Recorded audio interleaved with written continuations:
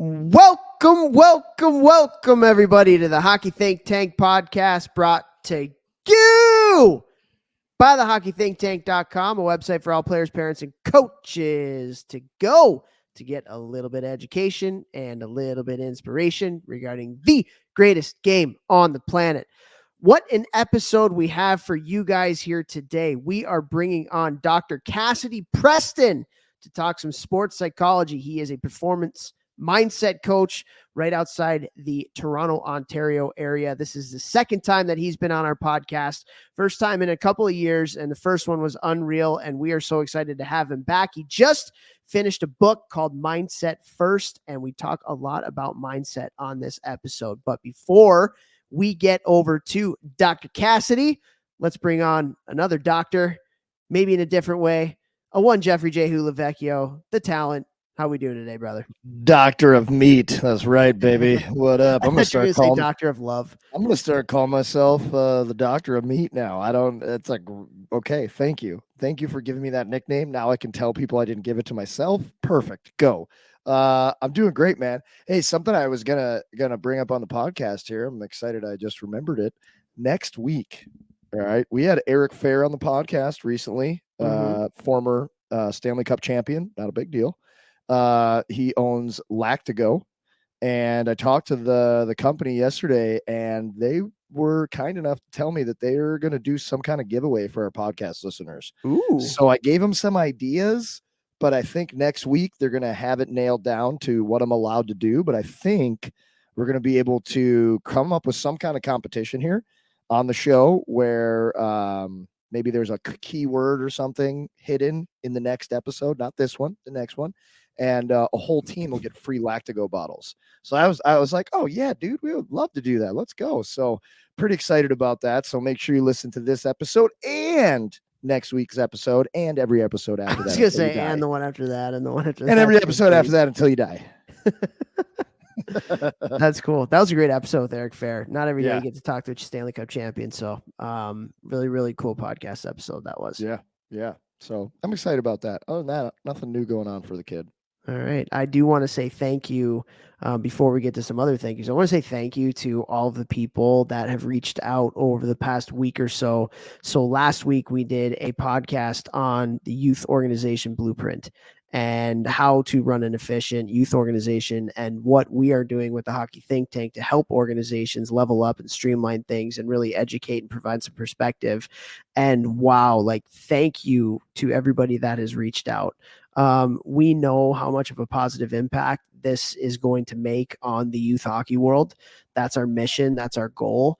And it's very cool to see how well received it was after people heard about it on the podcast. And we're looking forward to working with so many youth organizations, and it's going to be so much fun.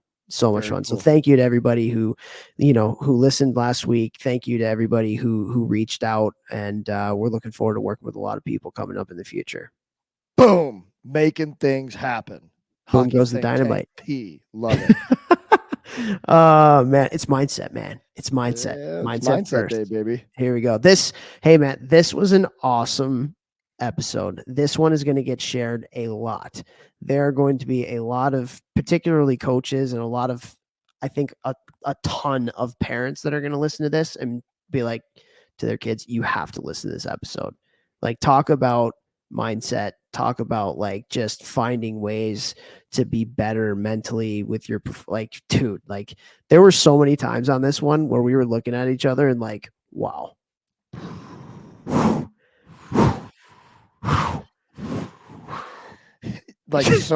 So many. You guys can't see us unless you're watching our YouTube. We're on YouTube now, guys, in case you forgot. This is on the tube. But yeah, guys, I mean, there's a lot of nuggets in here you guys are going to love. And listen up, mom, dad, coaches, players. All right, guys, the sooner you learn about sports psychology and mindset and all these different types of things that will help you in your hockey career, but have nothing to do with practicing hockey or playing hockey. You're just working on your brain and your self-talk and things like that. I guarantee you will instantly get better. Okay. I don't care if you're already the best player or you're the worst player in the team. when you learn about this stuff and you start to consistently do it, you will become a more consistent person, not only hockey player, just person, the way that you show up. This stuff is not woo-woo stuff. This is real life. And it's something that almost all elite hockey players now focus on in many different ways, shapes, and forms. So let's dial in, turn up the volume, and listen to this one because the doc is awesome. And his last episode is one of my favorite podcasts we've ever done also. So I was really happy we got him back on. Pump up the volume, pump up the volume, pump up the volume. All right, let's get over to Dr. Cassidy Preston. But first, we have some people to thank. Want to thank GelSticks, our title sponsor. Go to gelsticks.com, GELSTX.com. Unbelievable weighted training sticks to help you with your shot. Use the coupon code ThinkTank, one word, and you will get a discount on those weighted training sticks.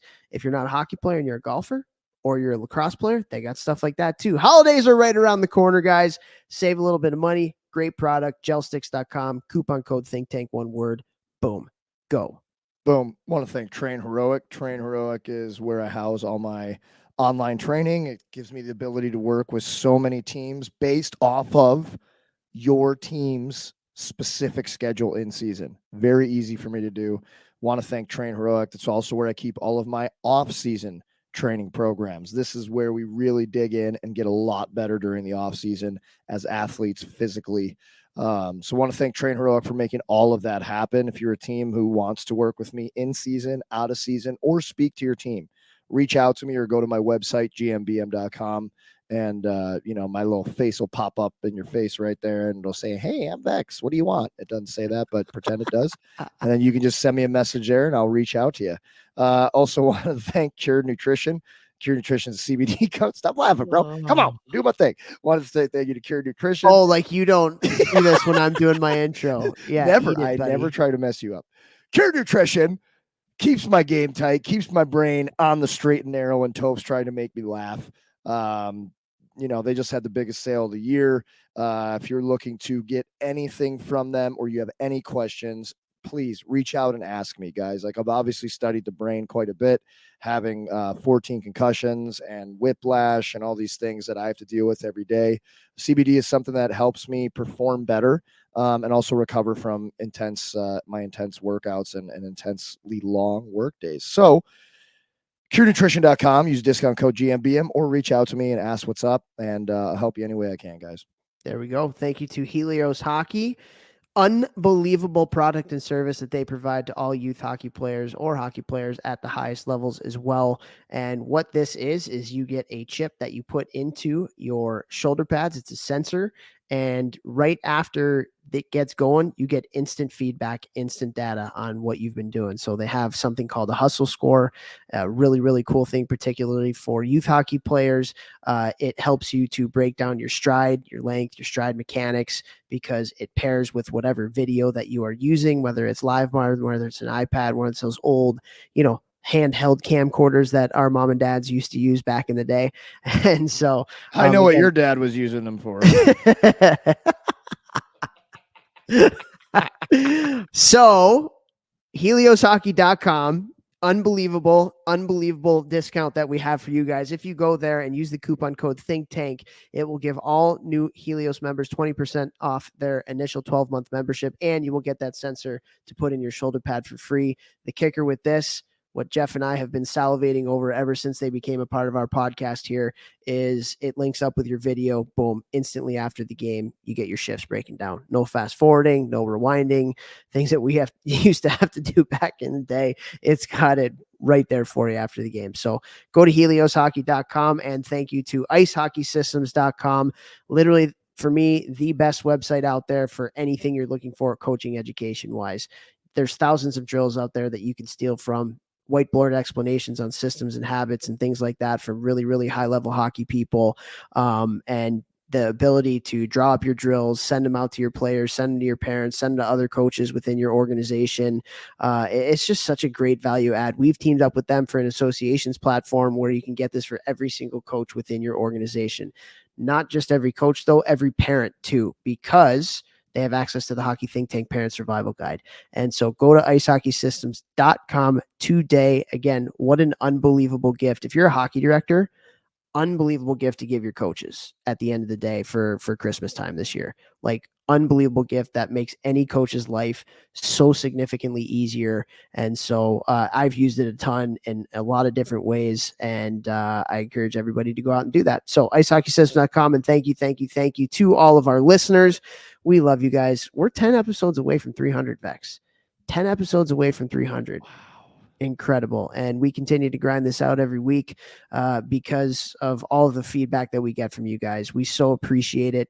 Continue to keep reaching out to us via email, via Instagram, via Twitter, via ratings and reviews on our podcast platforms, whether that's Apple Podcasts, iTunes, Spotify, wherever you get your podcast today. And it just helps us a lot to spread the word. It helps us a lot to get the positivity we're trying to spread throughout the hockey world. Keep that going. And so I think, honestly, like, this is one of those episodes that's going to get shared a lot. This is one of those episodes that is going to provide so much value to so many different people out there, whether you're a hockey player or whether it's just life in general, honestly. And so this was such a phenomenal one. Can't wait to bring it to you. So without further ado, here we go with Dr. Cassidy Preston. We are so excited to have in this episode of the podcast, right outside the Toronto area, up in beautiful Ontario, we got Dr. Cassidy Preston. Cassidy, how you doing today, man? I'm great. I'm excited to be back on. It's been a hot minute.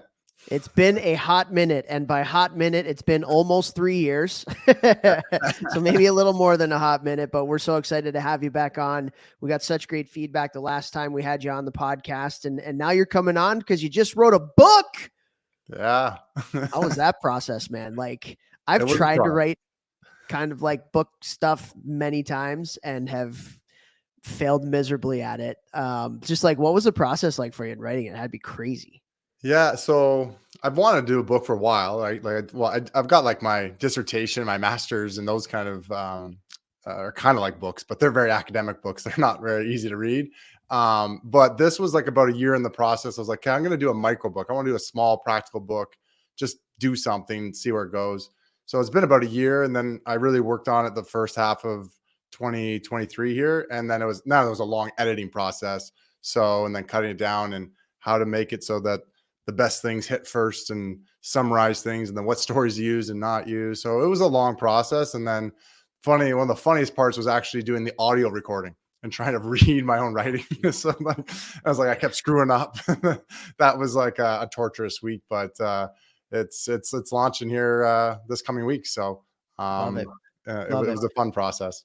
Well, we're going to get into the book here in just a little bit, and you work with so many different hockey players in the sports psychology field, just helping them level up with their mental performance and their mental game and stuff. But before we get into that, I just want to kind of reintroduce you to the listeners. It has been a hot minute since you've been on here. So if you can, tell us a little bit about growing up in Ontario and how you fell in love with this great game.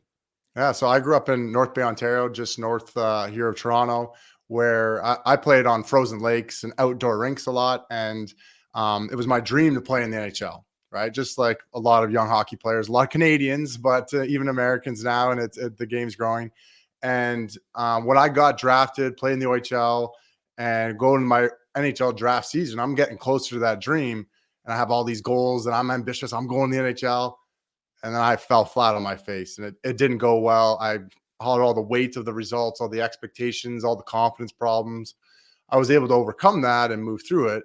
And I had a pretty up and down journey and a lot of other wins, but and I made lots of great friends. But that's what really got me interested in the mental game, was my own struggles and challenges. And then that's what I went to school for. And I've now got to build the business that I have and have all these coaches working with all kinds of athletes, but obviously a lot of hockey players with my own background and connections as well. So, and then that's what led to the book, because of bringing all those strategies and concepts and the things we teach every day into a nice condensed practical book. So, but yeah, it was playing in North Bay, Ontario, a little small town. That's where it all started for me. Well, let me ask you this before we dive into the book, because I think this is really relevant actually to kind of like what you're doing. I've done a lot of very, let's call it rookie research on mental performance, and not even just mental performance, but mental health and well-being and stuff. And one of the things that keeps popping up is how important our past is into determining how we feel and how we think about the present and how we think about the future. And that obviously can be a great thing, but that can also be a real struggle for people that have had some tough experiences in the past. You mentioned that you are doing what you're doing because of your own personal experience of falling flat on your face, using your words. I don't want to say that, Yeah. but that's those are your words. Pretty Vex accurate. is doing what he's doing and is so passionate about what he's doing because, growing up, it was when strength and conditioning got introduced to him that he started to just elevate everything about him, from his hockey performance to his mental health To his modeling career. to his modeling career and all that kind of stuff. And for me, what I'm doing, a lot of it has to do with my past, the good and the bad, and what I've seen in trying to help players and teams and organizations really kind of level up and things like that. So just to kind of start, like, how do you talk to players about using their past or understanding their past to understand where they're at in the future, or understand where they are in the present and how they can use it to either change things if they need to change things, or use some of the positives from the past to help them level up in the present? Yeah, no, I love that question because, the things that happen to us don't define us, right? That's the past. And what matters is what do we do with it and how do we narrate the story and own who we are and write the next page. And one of the ways I look at it too, like from a player standpoint, is, as they're going through the journey, there's going to be bumps along the way and successes. And we want them to stay even keel. And a lot of players, they get elated by their success or deflated by their failures. And the reality is, when we fail and when we face tough times, that's actually the greatest source of grit. Like in my life, that year I fell flat on my face, just to bring it back, I had 0 points in my NHL draft year as a forward. Like I got healthy scratched, didn't get played 48 times. I had to sit in the stands, watch everyone else go out and play while I was just healthy in the stands. So, and the worst part actually was going back to my hometown. I'm the only guy playing in the OHL at the time from my small town. So I'm kind of a big deal, not really, but kind of in a small town.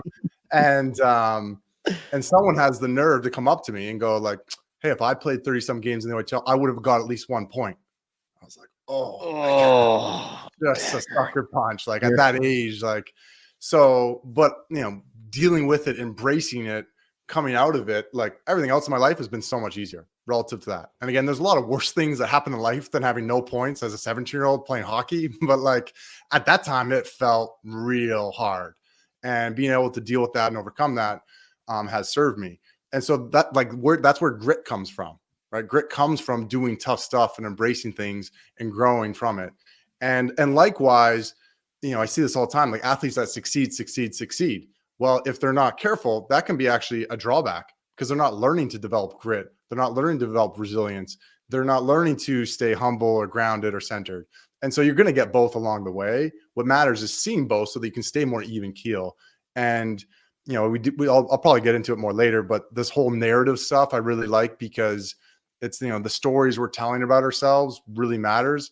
And a lot of times people play the victim, or they get elated and they're not taking control and ownership of the narrative. And the facts are the facts, but the narrative really matters to our journey and our development. And so you bring up a great point. And and to the point of like my values, well, they come from my voids, right? Like just same with Vex, same with you. Like what we value and what we want comes from what we feel is missing, right? And wasn't there for us. And so that drives us to fill that void. So, and I got that from John DeMartini. It's great. A lot of good his stuff is integrated in my book. So that is a great quote. Values come from void. Yeah. From the voids. Like I love that. I got emotional giving a speech to working with Total Package Hockey this year. It's like an academy here in St. Louis. And I did a Zoom call for all the parents. And I think like 99% of the parents were on the call, and there's like 65 kids in the school. And I was telling them my why for why I do things, why I'm intense and things like that. And I started talking literally about that, like deep down, I am the way I am and want to help so many people, because in the end I didn't have the career that I, wanted, like, so, but I could easily, and then it brings me to using the word like narratives and the stories we tell ourselves. I easily could, like, you know, sit in my room and cry about, like what happened, but like, no, I tell myself a different story, a different thing. And that allows me to go forward and then do what I do now and be successful at something else through like the stories that I tell myself. I like that you said that, because that's something that when I'm helping people, get through, it's usually like a slump or a confidence issue. Depending on like what we're talking about, I'll say things like, I don't care what you need to say to yourself. Like, I don't care. Like, figure out something that puts a little bit of good pressure that gets you moving in the right direction. I don't care what you have to say to yourself. Let's just get you moving in the right direction. I don't even know if that's a topic we can even talk about, but like, I like that you said that.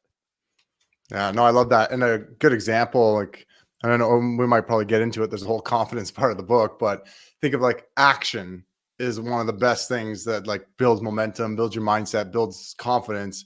Is, are you doing something? Like, what are you going to do about your current situation?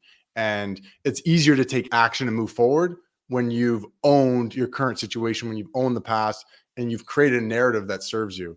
And so you think like past, present, and future. The past are the facts, and how you narrate them matters, right? Is things going, what direction are they going? It's like, oh, look, everything's going terribly. It's like, well, that narrative is going to be hard to deal with, versus, hey, things aren't tough, but like I can grow from this, and it's building up, and there's this climax coming that's, the hero's journey, so to speak. And then there's the present, which is, are you the hero? Are you someone that makes something out of this? Are you someone that owns their story? Or are you a victim? And how do you see yourself right now? And then there's the future, and how you write the next page, and what direction are you going? What are you going to do about it? Which is the action piece that you speak of. So, yeah, it's a huge piece.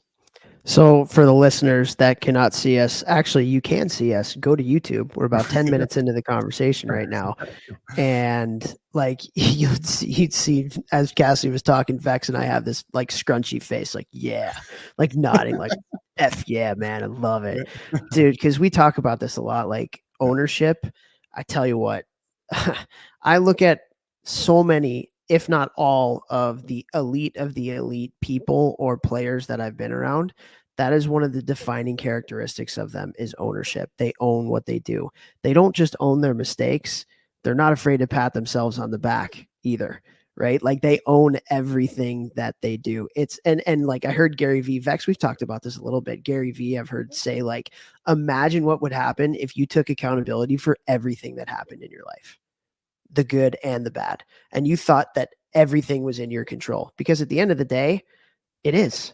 Because it's not what happens to you that matters. It's how you choose to react to the things that happen to you. And I love how you kind of tied together action with ownership, because that, to me, it's like that's the dynamic duo right there. If you want to be successful from a performance standpoint, but also even from like a mental health standpoint, if you want to get out of a rut, like, you got to take action. You got to do something.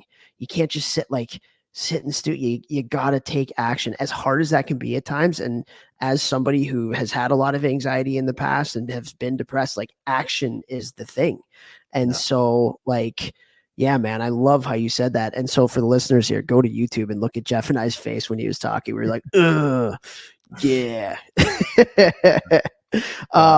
But kind of like transitioning into this, Cassidy, like, you wrote this book that I'm sure talks a lot about what we're talking about right now, but I'm interested in like what you called the book and the name of it. And it's called Mindset First.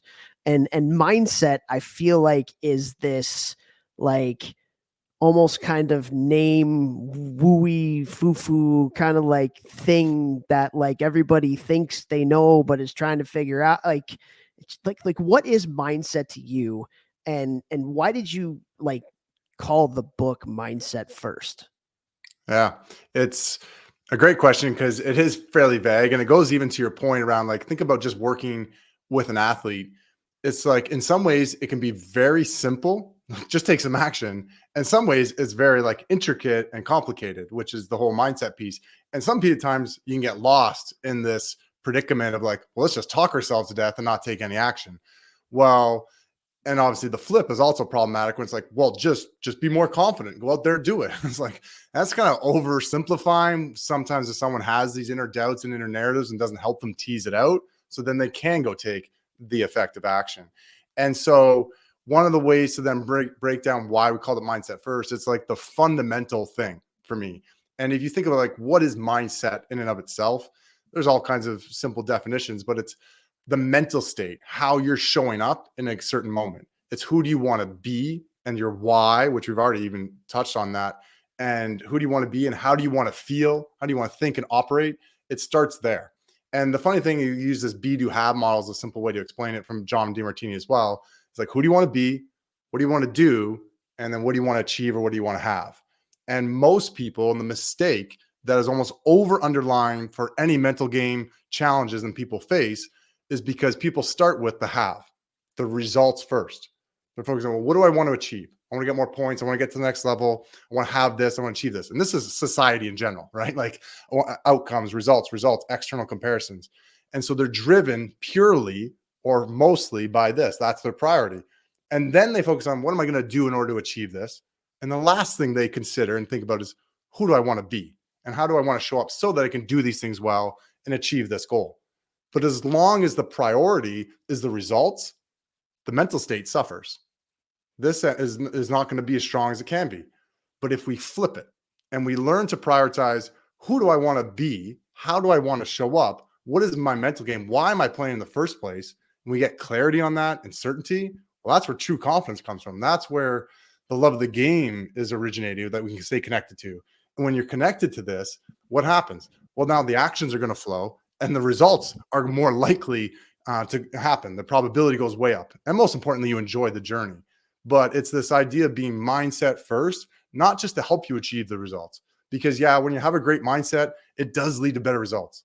But that's one of the funny paradox and problems. It's like, yeah, I want to focus on my mindset so I get better results. Well, then you're still prioritizing the results. And there's the weight, the variability, the emotional roller coaster, the stress and the frustration attached to results. Results has all this baggage that can come with it. And so it doesn't mean not to have goals and intents that are external. We all have them. That's perfectly fine. But can we detach from it? Can we learn to prioritize who do we want to be?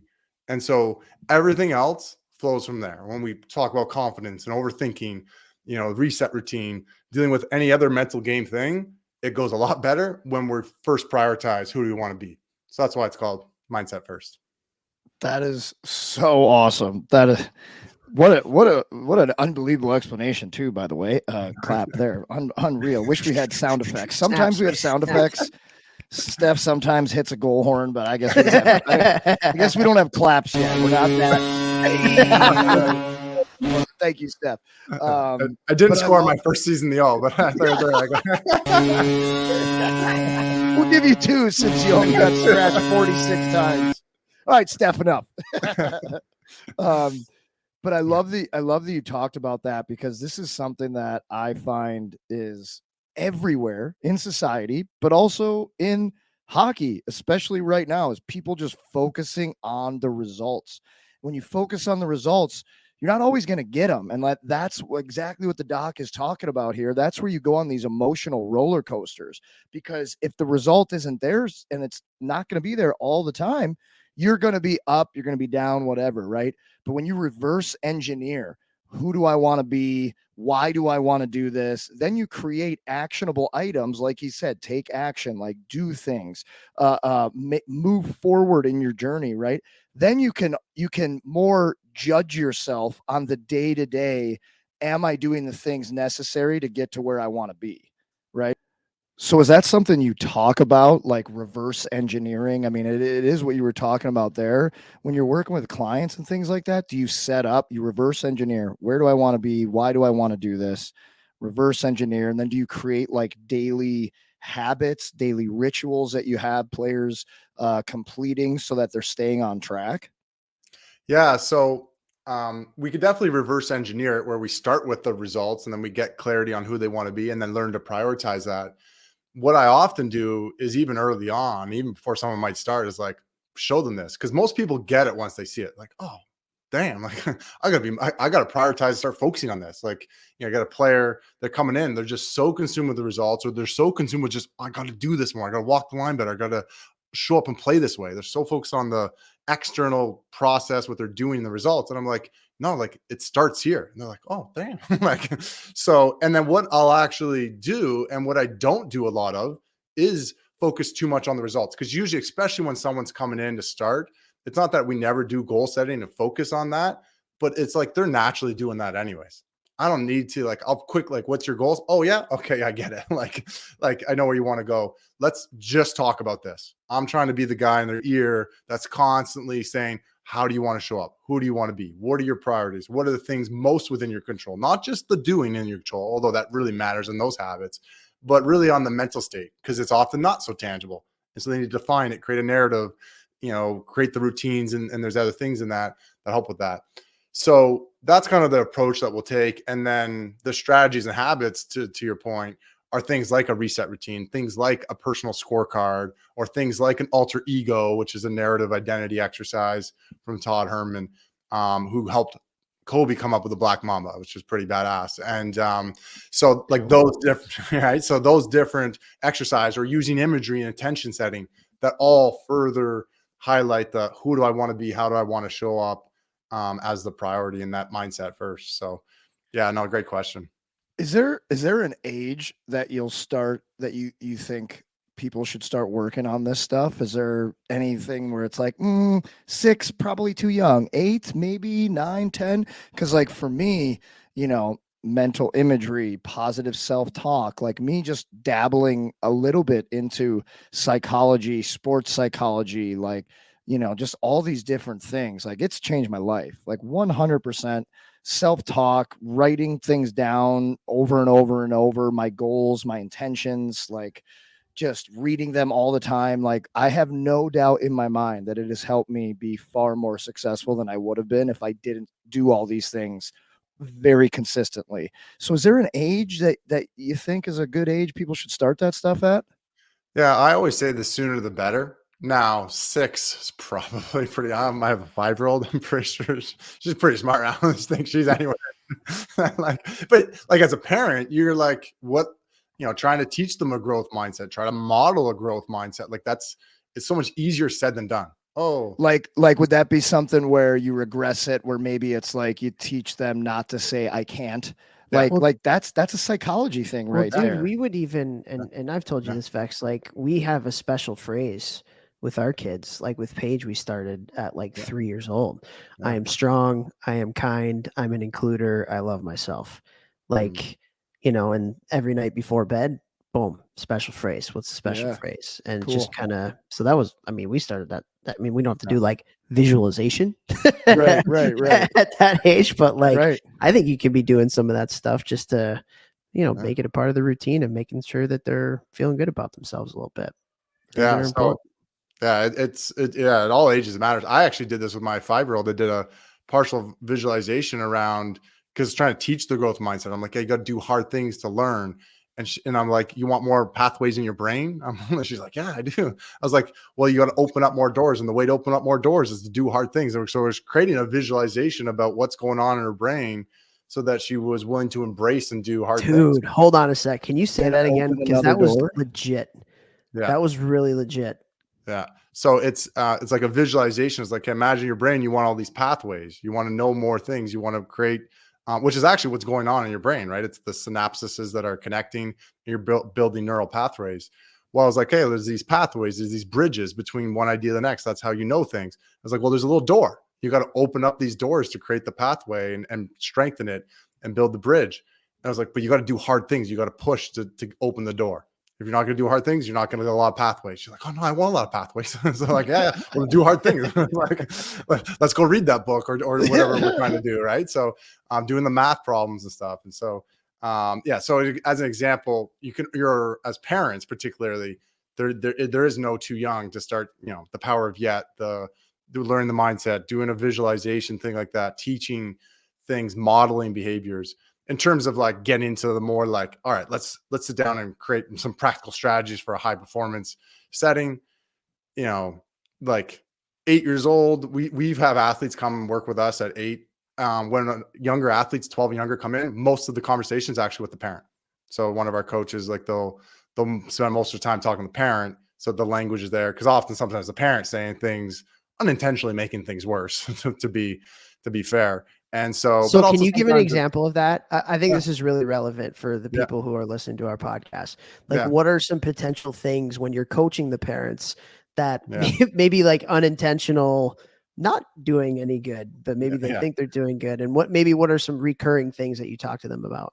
So one of the big ones is the car ride home. So the car ride home is a huge thing where the parent Really? We is don't ever talk about that, no, man. it's never We not never a talk about hot the car topic. ride home on this So, podcast. Weird. so weird.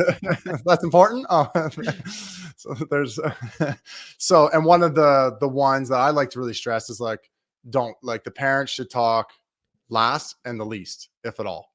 So, and depending in all Ooh. ages.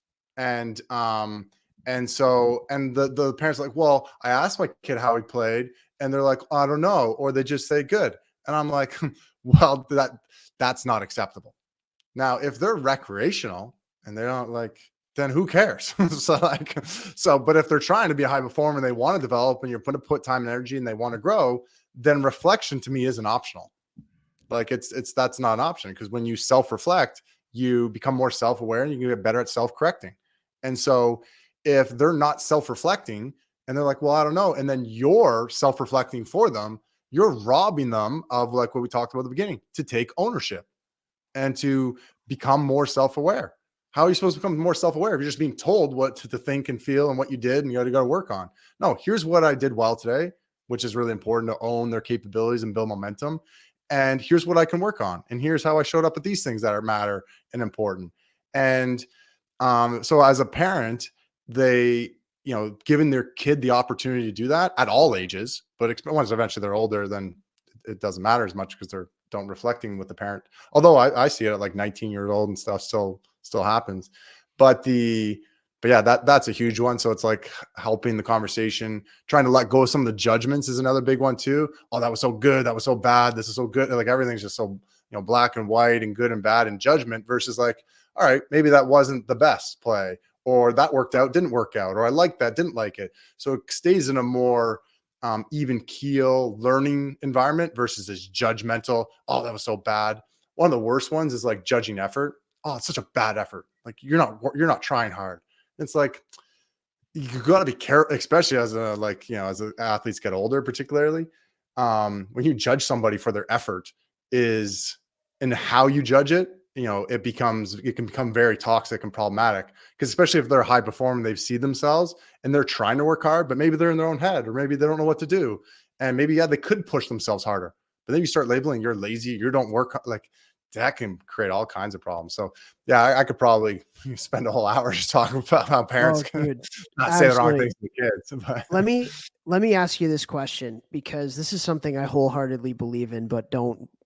I'm open to other opinions, but I think this is like really important to talk about. So I do a lot of parent information sessions, and I actually was on one with an advisor group last night with Chad McDonald and his group of players. And one of the things I talk to the parents about is like, I literally get into heated conversations with, let's call them old school coaches, and people who say that the kids of today are soft and the kids of today are not mentally tough, right? Like you hear so many people talking about quote unquote the kids of today, and it's always in like that negative connotation. In my opinion, again, this is my opinion, this is not fact. In my opinion, kids today are not soft. They're not mentally tough. That's a cop out.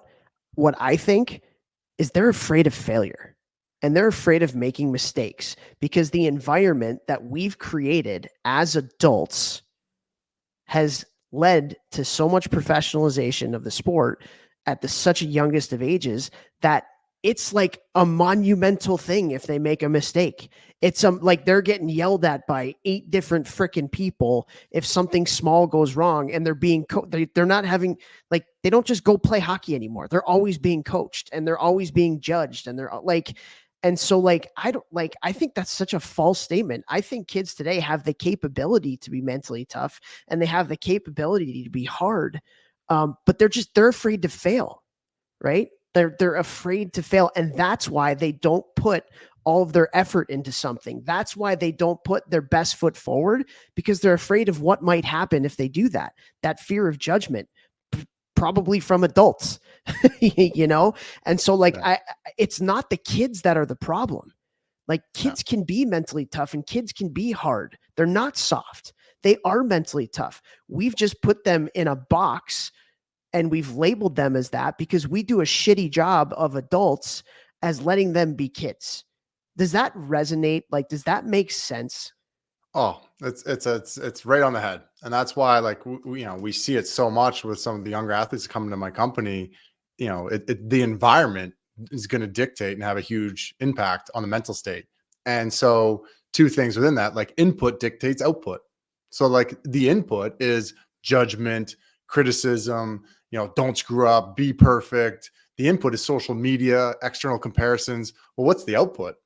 You're in your own head. There's fear, worry, tension, lack of composure, lack of resilience and grit. And the effort is scattered. The noise in your mind, it's hard to give a consistent, great effort, shift in, shift out if there's noise in your head, intention and fear. So you're right on the money there. And a good way to also, an important line around the language we use matters. In some ways, yeah. Could some athletes have more grit? Were they more gritty 20 years ago, 30 years ago? Sure, if we had to make that comparison. But I would be very cautious to ever label anybody mentally weak, soft. Because as soon as you do that, and as soon as they self-identify as that, that's all kinds of problems. Nobody is mentally weak or not. We all get down, frustrated, have emotions. What matters is, are we building mental strength? What matters, are we learning to cultivate grit? Can we learn to be hard at the right times and in the right moments? And we're all born that way. We're all born resilient. We cry until we're fed, or until we get what we want. Like, people are naturally tenacious and have grit and resilience within them, but it gets suppressed, and the input and the fears and the judgments create people to play small. And so the environment is a big factor to the mental state of an athlete. And so, and that's why, we see this all the time. And in chapter 8 in the book, I talk about parents, but also toxic cultures, because I got an athlete and we give them all the great mindset and mental skills, but they're just in a real toxic environment. It is tough. Right. And we talk about athletes, and it still exists. There's still lots of this old school, mentality of oh, they're soft and they just got to toughen up and, be hard on them all the time. And, and when that exists, I talk to athletes about putting on a hazmat suit. You're walking in to a toxic environment. It's like you're going into Chernobyl. This is the way, coaches or teammates might be speaking to them. Again, I think it's getting better than it was maybe 10 years ago. I think things are going the right direction, but there's still some environments that exist that way, and let alone at 10, and 12 in those ages. It's more. It's more in the younger ages. I feel like now the older ages have kind of started to care more about psychology and sports psychology, and now it's all the kids getting shit on left and right by these coaches who say all these things, and to the coaches who are more of that mindset of that militaristic, and you think that is discipline. You can have discipline without being a dick. I mean, for more excuse my French, but you can hold people accountable. I do it every single day. Hold people accountable, care about discipline, care about teaching them resiliency and all these things, but without that it's me versus you type of mentality, that old school thinking. Yeah. Well, can we talk about how to build those environments really quick? Because I totally agree. I've seen what many people would call a kid as really soft become hard because of the environment they've been put in. And I've also seen it go the other way, where you have a mentally tough kid that gets put in one of those toxic environments, and then all of a sudden they hate hockey and they hate themselves. So it goes kind of both ways. So And that's why I'm so passionate about this stuff, because it's not like a dual thing. It's not either I'm mentally tough or I'm not. It's on a spectrum, and that spectrum can change every day for a kid. Yeah. Well, and it could go from 10 to 0 based on one freaking thing that the coach says to you. Well, You know? I think that's super important. And why we got the doc on the podcast too is because what we really need to be doing as coaches and parents and strength coaches and docs is teaching them the tools that they can be using to pull themselves out of these funks, out of this, instead of, peaks, valleys, high, low, the tools that you can be proactively living with every day to put yourself in a good mental state, to put yourself in a spot to earn your confidence every day. Because I tell all the players, confidence cannot be given to you by anyone. It can only be earned by yourself. No amount of money can buy you confidence. Doesn't matter. No amount of things can give you confidence. Only you can earn your confidence. So for me, it's like Toph asked the question, like, what are these types of environments got to be like? I have to assume that one thing has to be like teaching them different ways to live proactively as a tool versus reactive when things go wrong. Yeah, 100%. And I want to talk about that variability and the earning confidence, but to the environment piece, quickly, just around, especially with the failure piece, and it's very difficult. It's not like, oh, well, here's the perfect environment.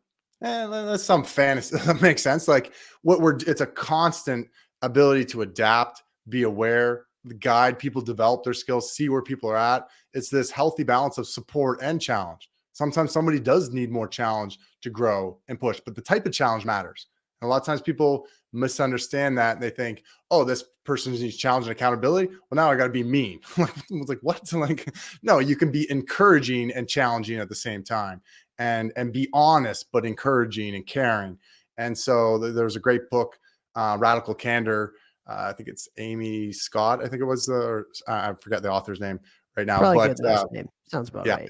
Yeah, Scott's I think the last name. So yeah, Kim Scott. Yeah, I think. Anyways, so and it's just a great book of like having both. Being radically having this candor, but also be very caring at the same time. And that environment is what matters. And it takes a lot of energy as a coach. Like you got to show up and care, come prepared, ask questions, engage, listen, and guide.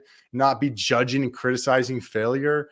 Helping people learn and grow, whether it's skills, effort, mindset, making mental mistakes. Like that's part of it. Like one of the things is a very common mistake. Someone starts working on the mental skills we'll talk about, but they start working on it and then they make a mental mistake. And then they beat themselves up for making a mental mistake. I'm like, no, like you're not going to have like this perfect mental game. Like nobody's inherently perfect. Like there's bumps along the way, but if you learn from those, then your mental game can get pretty strong. And it seems like they have a perfect mental game, but everyone's got emotions and thoughts and distractions. It's just getting really good at managing them and being aware of them and learning from when things dip or you get distracted. So that'd be my quick point on the environmental side.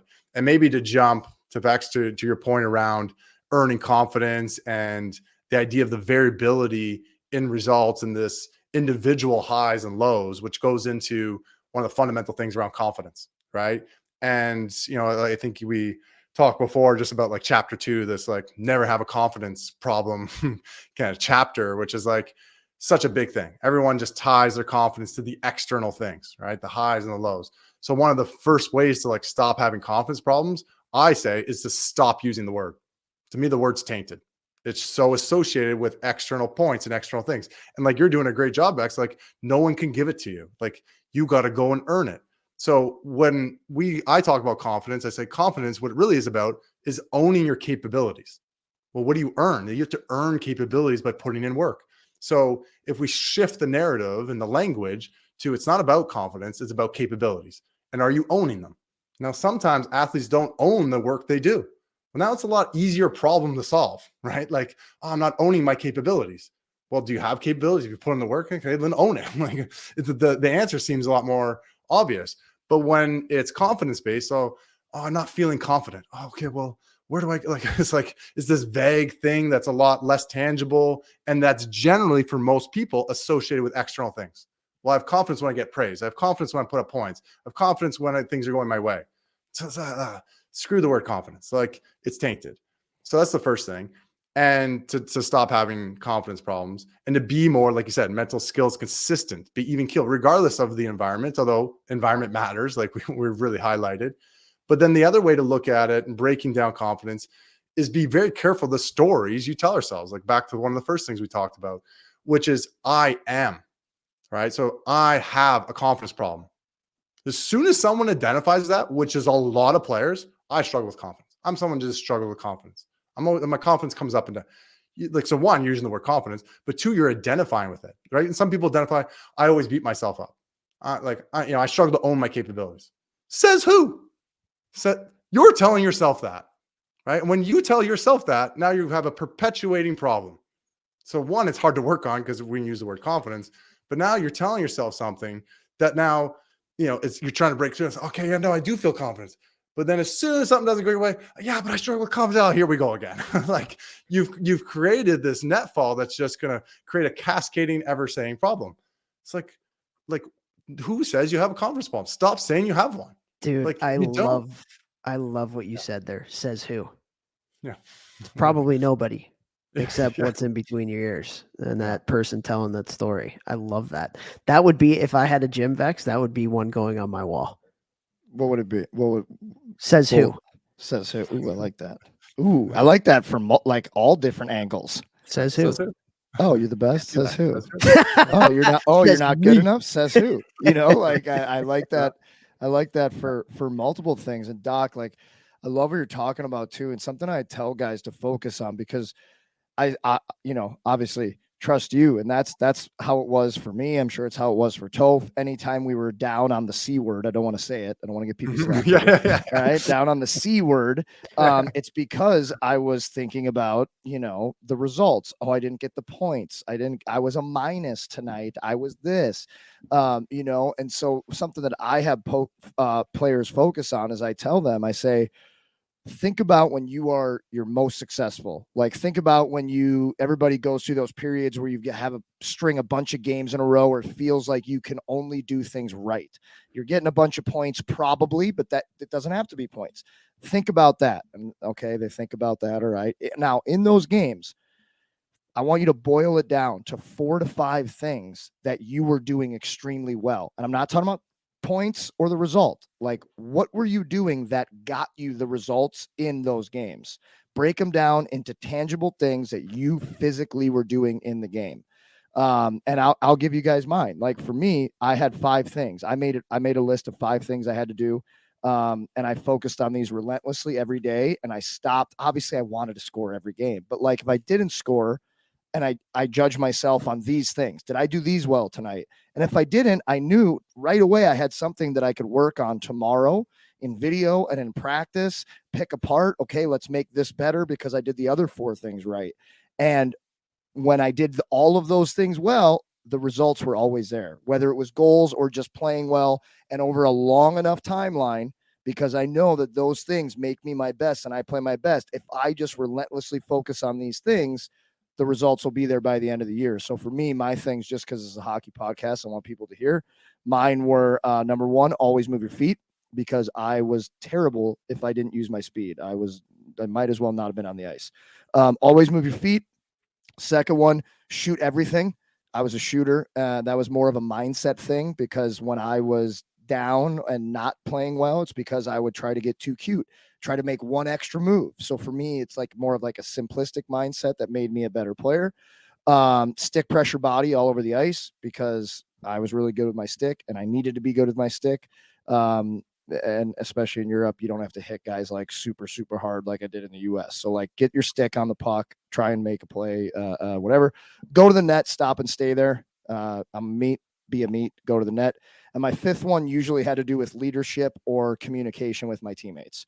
The 5th one would change year to year. Sometimes one of those 4 might change, but for the people out there, like, I do calls with people and I help them with just this part, like not all of the psychology. Like, I just want to get them started back in the right direction.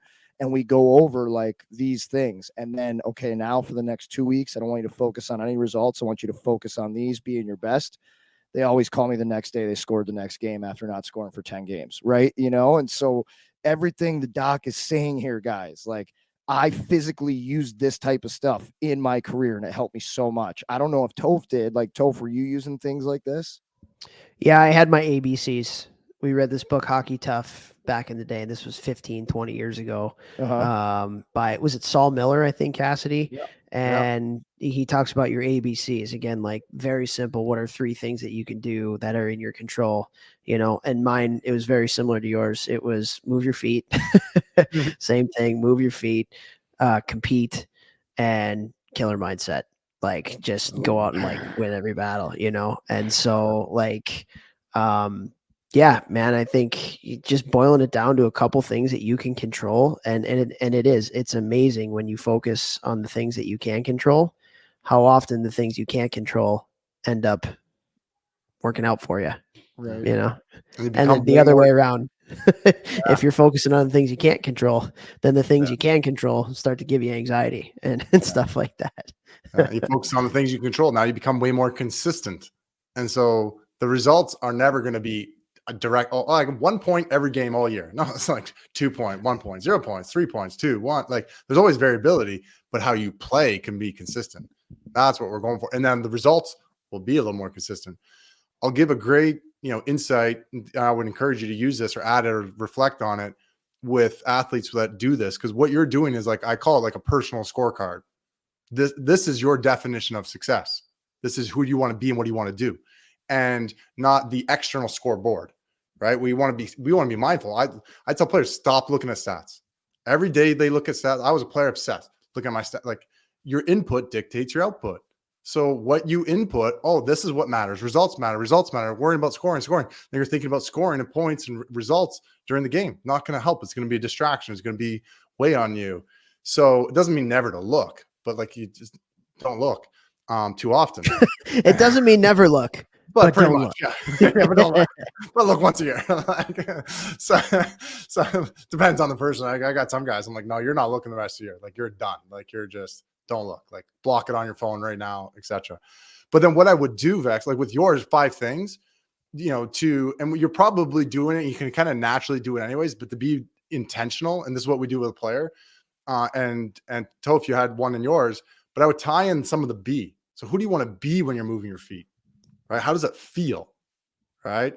Now you're like, because it's not just what you're doing, but it's how you're doing it, right? Oh, I feel like the Tasmanian devil, or I'm a dog on a bone. Like now we're evoking a mental state. You're going to move your feet even better, right? And so that's because be and do can be so woven and overlapping. Think of like, shoot everything. Like you said, it's a mentality. That could be a bit of your killer instinct. It's this like attack, relentless attack. Like, these different things, you tie in some mental states to it, are very impactful. And so it varies, we do this with players all the time, whether it's 2, 3, 1, what's their definition of success, their personal scorecard. And then they reflect on that after every practice and every game. And we even get them to, because often these things are somewhat subjective, and we can break them down into 2 categories. And I do this often, where one's, their mental state, and they break it down like on a percentage. Well, what percentage were you in that, Tasmanian devil or dog on a bone, move my feet mentality, forward check, back check, moving my feet today?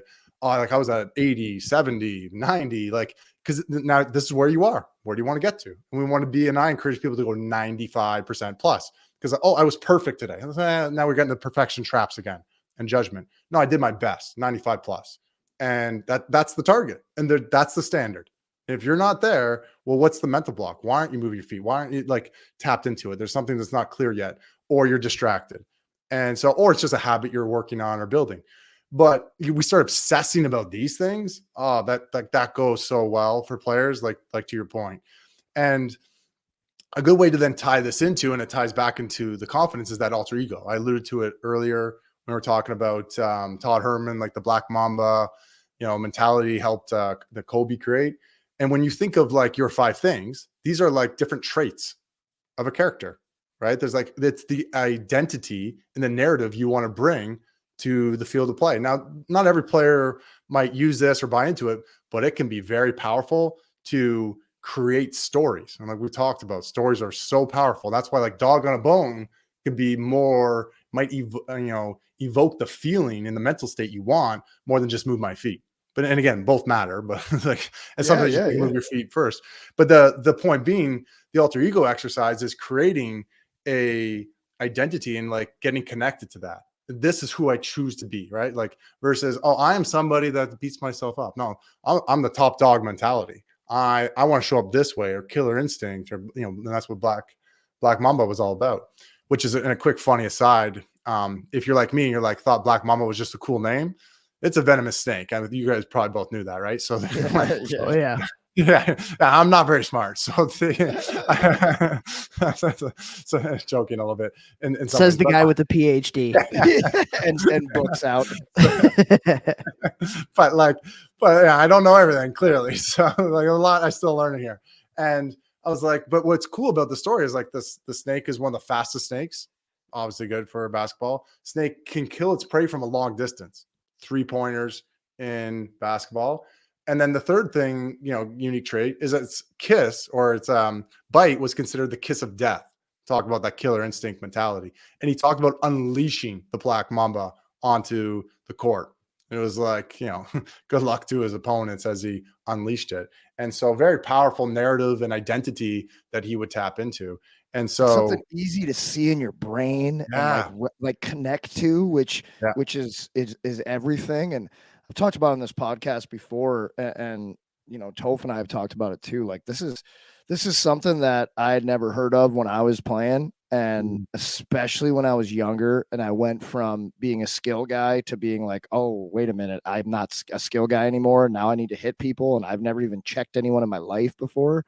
Like this, and I think I'm generally like a pretty nice person. Like I don't manners and stuff like that were beat into me as a kid, and like I'm not a violent person, by nature or anything like that. But like going from that type of kid and then skill guy to like juniors where it's like, oh God, you're on the fourth line, you better try to hit somebody. I could have really used this alter ego practice. It really, I know it really would have helped me personally a lot. It's something that I wish I would have dove into. Is that something that you talk about in the book, or not this one? Oh yeah. No, yeah. All my top ones are in there, and it's right in that chapter too, because it's one of the foundational things, whether you come up with a really cool name and use it fully, but just going through the exercise is like, it helps create the personal scorecard. It helps you clarify how do you want to show up. It's amazing how many players haven't thought of that. Who right. do I want to be? How do I want to feel? How do I want to show up?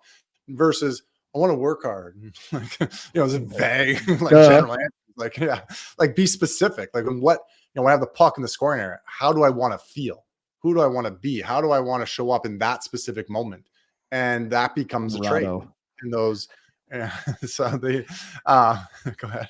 Yeah, I was just saying, our buddy, if I'm getting the puck in the slot, how do I want to feel? I want to feel like this guy, because he just thought it was going in every time, and it pretty much was. Yeah, exactly. Well, it's interesting. Like this is really resonating with me because it's something I struggle with in like the business and real life of the world. Like I miss the competitive shit that I was when I played hockey. Like I miss getting really pissed off. I miss the heat of the physical battle. And I know that I can take some of those strengths that I had in the arena and use that in my life now in working with youth teams and youth organizations, but I haven't quite found like the avenue to do it. I haven't found my nest. Yeah, I haven't found my nest, let's call it, in kind of what I'm doing now. And I desperately want to have that killer instinct, that killer mentality. But with what I'm doing, it doesn't seem like it's analogous in certain ways. Because we're talking about some of these confidence things, lifting people up, creating positive environments and stuff like that. Where in hockey, when I was a hockey player, it was like kill or be killed. Like that's my puck, that ain't your puck. Like that's my space, that ain't your space. Like I'm gonna outcompete you until I die type stuff. So let me ask you this: as somebody like, I'm like in your on your couch in your room right now, looking up at you. How how can I, and this is what a lot of like professional athletes deal with once they get out of hockey, is they have to find a way to channel, their inner competitiveness and find another way to use it. Like, how would you instruct me? How would you give me perspective on how I can use what I think is one of my huge strengths when I was a player, that competitiveness, now in this different arena where I can't just go bash somebody's head in, or I can't just go check them or fight for that loose puck against them? Yeah, no, it's a great question. And a first fundamental way of looking at identity, it's not like we have one identity. It's like, oh, well, I just show up in every area of my life like this. It's like, how you show up Well, with that's your where kid. kind of like the alter ego comes in, right? Is what Yeah, you're right. talking about. Yeah. So, and How do you then, create that? Like, what are some strategies that you can use to like take some of the things from who you are kind of like away from the arena, but yeah, also like, here's some things I need to add to be a killer, yeah, in business or yeah, whatever it is, as a teacher, whatever. yeah. The answer is to go read the book, but Yes. There you go. Yes. Yes. Well done. Mindset first out this week. Let's go. I'm done. No, no, so a way to play with it, but first on a fundamental way, and Todd Herman again, wrote the book called The Alter Ego Effect, is a great book as well, dives into it in all kinds of intricacies, but I dive into it. It's a big part of chapter 2, but first understanding, like, again, the stories we tell ourselves, like, I am this, right? So and so we have definitely natural strengths and tendencies, and which ones do you want to tap into in different moments, right? In different areas of your life and a narrative. And so, because again, how we show up as a parent, or how we show up in the working environment versus, with our friends, or when we're on the rink, or when we're playing, or when we're coaching, or there's all kinds of different identities we can have, right? And so being aware of that first and foremost is important, versus like, no, I'm just one person in every area of my life. It's like, no, we get to choose and create how we show up in different areas. Now, when someone goes through a transition and someone's going into a new role, then it can be really mindful to create that. And so in your example, and kind of coach you through this in a way, is, okay, well, we know, how do you want to show up and how do you not want to show up in those moments? And creating that contrast is actually a very fundamental piece of it. And it's like, okay, so when, like, I'll give a couple examples, like, when someone keeps making a mistake, right? Like, well, I don't want to start screaming and yelling and demeaning them, like, as an example. And I do want to encourage them and challenge them and find, like, okay, well, what do they need? A little more support? I'm going to be mindful and intentional and supportive, yet challenging, and trying to help them grow here. And so I put that hat on. And when people maybe aren't going hard, well, how do I approach that? Well, I don't want to just, like, freak out and be like, and judge them, but I do want to, bring up my competitive fire to, like, hey, how can I find the buttons that push them here? How can I better understand them, or coach them, or guide them? And so you're creating this narrative and these different moments of impact, and then be really clear on that. And so, to bring, back to the original point of the question too, is like, well, how do you bring that competitive fire in? Well, it's like, I want to compete and do my best to show up this way, right? I'm going to compete and do my best to, like, hey, like, probably a big part of coaching is, like, bringing energy, right? Like, it's, they're not going to have more fun than you're having, like, often, in a way, right? Like, if you're having a lot of fun as a coach, if you're having a lot of fun leading a team, then they're going to have more fun. But if you're like, you show up like, oh, let's go again, like, it ain't gonna go well. Like, Vex, I see that in some of your videos online stuff. Like, you love what you do. Like, it's infectious, right? So, so I don't know if that helps, but, like, that's a fundamental piece. But getting more clarity and continue to do it, and then it's like, well, then what narrative identity can you play with that? Because it's definitely it has to be different. It can't be the same.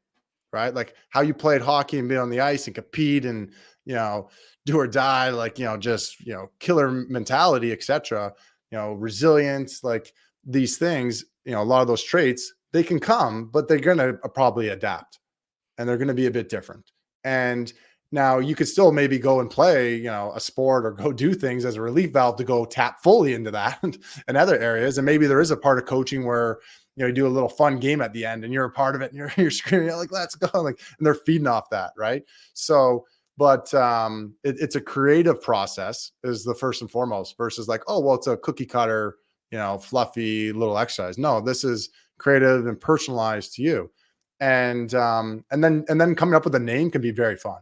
So like I did one, I'll give an example, like what helped me early on building my mental performance coaching business is I had to put on the hat of like a business owner. I was like, oh, what am I doing here? Like, right, business, making strategic decisions. And so one of the things I connected to Mark Cuban, I would put a hat on, literally a hat, and pretend I was Mark Cuban. Not that I know that much about him, but I just thought he was kind of cool and he runs businesses and does all this stuff. And he was like sports. I was like, well, I like this guy.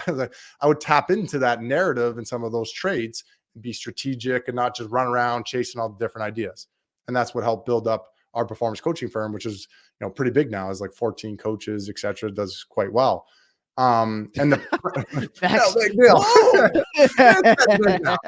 It's growing, right? So there's another one. Yeah. Woo! Yeah. More goals my first couple years in the O. So so point being was you can be playful with it. I've all kinds of cool different alter egos we've helped build and done. One of the ones even just recently, if you like Breaking Bad, the guy's like, oh, I like watching Breaking Bad. It's this offensive, and he's like Heisenberg. I was like, he's just tapping into Heisenberg mentality. Like he's just getting after what he wants and attack mode and just, and he liked that. I was like, oh, that's crazy. The guy's crazy. I love it. Like, but it works. It works. Like it works. And the narrative works for you. So you just got to do something that connects for you. Like, don't be embarrassed. Doesn't matter what, if you got to be Tony Montana when you go to the rink in your head, you're not out there selling coke, but or shooting people, but maybe like you're doing that type of Tony Montana on the ice. Like it doesn't, like the Mark Cuban thing. That's great example. Something that I've been doing a lot lately too. And it's different than this, but it's like a different thing is like when something hard comes at me in my businesses or whatever decisions, and it's like stumping me, I literally started being like, what would I do in hockey? And like, obviously no problem that I'm going to have as a business owner is going to be like, okay, I just got scored on and it's my fault. I turned the puck over as the last guy. What do I do the next shift? But like that kind of mindset, like I kind of tap into that now a lot, if something hard happens and I'm like rattled about it, like, well, okay, what am I going to do? I'm like, dude, what would I have done in hockey in such and such situation? When I said, yeah, I'll go. And I look up and it's Michael Haley. Oh my God, I am about to die. But I showed up, like same thing, the business. I don't know. That's something that's kind of helped me. I love that. Well, I just wrote a couple things down, like as you were talking, Cassidy, like who do I want to be? And like kind of what was I when I was at my best as a player and what I feel like I could be at my best at now as a business owner. High energy, positive, and competitive fire. High energy, positive, competitive fire, like leading with those things. And, I will read your book and dive deeper into this, but also like, I think that's like a good starting point to just be like, what are a couple words that you feel like are this identity, this thing that you aspire to be, or this thing that you are that just needs to be wrestled out of you so you can be the best version of yourself. And so like high energy, positive, competitive fire were the words that kind of came to me. And then like I started to kind of feel it. Like I wrote it down and then I'm like, competitive, like it's already kind of starting to bubble in a little bit. I bet you like Mondays. You like Mondays? What's that? You like Mondays? I do like Mondays. Yeah. I love Mondays. Well, it's new week. Let's go. Like I want to compete. Like I love Mondays. Like it's, I also love Fridays and the weekend too, but let's go. I love working. Like I love doing what I do. And it's like, hey, Cassidy, you also got young kids and they're in school. You don't have to take care of them all day. Now you got somebody else. Now you can do your thing. That helps too on Mondays. I want to compete. It's Monday. It's game day. Like it's game day. Like it's like, let's go. So, right. Like it's, I got to relax on the weekend and I like relaxing. Well, it's compete time. Like, let's go do my thing. And so, but having those traits clarified is like, that becomes your like, am I living in alignment with those traits and like self-reflecting and like, it's like, and then you can tap into them. And how do I want to tap into them at what points? But, and further elaborate, but like just the process of writing it down. There was a great, I saw something online. Guy, it was, I don't know who it was now, but he used this analogy like, all right, guys, like, okay, we're gonna do a math problem. It's 1,565 plus 133 point and whatever. Like there's some high, and they're like, you guys want to write that down to do it? I'm like, yeah, I'd like to write it down. It's like, okay, well, your mind, your thoughts, like how you want, like you don't want to write that down. You just want to just deal with that and hope you can deal with that without writing it out. Like that's why writing things down, it's so complicated how we think the narratives, the stories, so we can write it down. Now it's like, oh, we can simplify it. If we're doing 2 + 2, like you don't need to write that down. It's easy. But like a more complicated math problem, that's, just addition, you would want to write it down. But then, your mindset, you don't want to deal with that and actually spend the time and energy to flush it out, self-reflect, write it down, use journaling, use this personal scorecard. That it helps us process what's going on in between our ears, what's going on in our mental game. So it's there's proof there, right there, Toph. So you wrote it down, got some clarity. Boom. I've been healed by Dr. Cassidy Preston. There we go. Well, Cassie, this was awesome, man. We appreciate you coming on again, and wish you nothing but the best of luck with this book. Before we let you go, talk a little bit about when the book comes out, where you can find it, and your website and where people can find you on social media and stuff like that, because I know there's going to be people that are going to want to see more from you. Yeah. So I just launched my new website, drcassidypreston.com. So you can find that. Yeah, it's got some excited to have that. So all the book details will be on there. The book is just about to launch on Amazon. I think this airs on Monday, December 4th. So it could be available. Otherwise, it's going to be available a day or two later. You go to my website, you'll find it either way, and you can just wait and buy it once it's officially available, and you can join the list. And it's Mindset First is going to be sold on Amazon. Also Audible version, which, like I said, I made through. So versus hiring someone else to read it for me, I buckled up and read it myself. And and then obviously my mental performance coaching firm is CP Mindset. You can find out more about the rest of my team there, and we do lots of one-on-one coaching and team workshops and stuff as well. So those are the main ways. And I'm on Instagram, or our team's on Instagram at CP Mindset, on Twitter, LinkedIn a bit. So my social media game, we work on it, but it's coming. I'm not a hockey think tank level of look at all this. Well, that's Jeff Lecchio level. Jeff Lecchio's got a blue check mark on Instagram, 110,000 followers. Thank you very much. You can't. Not everybody can write books, man. Some of us just got to put the meat out on the old gram to move the needle. I'm gonna take some notes. So. Awesome, man. Well, thanks, Cassie. Appreciate it. And best of luck with the book launch. Yeah, thanks so much for having me, guys, on. I appreciate the chat, and it was lots of fun.